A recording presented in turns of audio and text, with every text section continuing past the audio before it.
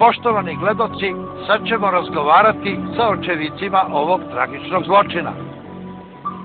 Vi ste... Zini da ti kažem.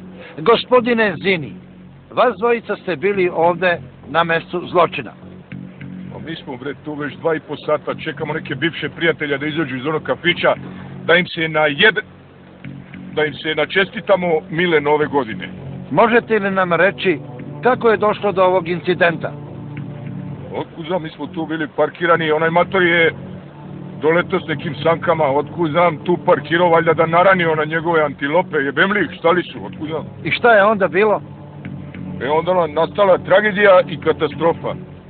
Iskočiše neka petorica u crvenim modelima s belim bradama i žbunja da ukantaju dedu za čas, čovječe. Dok si rekao utoka, ukantaše ga i bežanija. Da li ste uspjeli da vidite registarski broj napadača? Mi u principu ne gledamo tuđe registarske brojeve, kao što ne volimo da se gleda naš registarski broj. Eno ih, mamu, im jebe, mi dođe svine! Eno ih! Mi moramo da idemo, pobeći će nam bivši prijatelji, a dugo smo ih čekali. Srećna Nova godina gledalcima i da smo živi i zdravi! Puzi!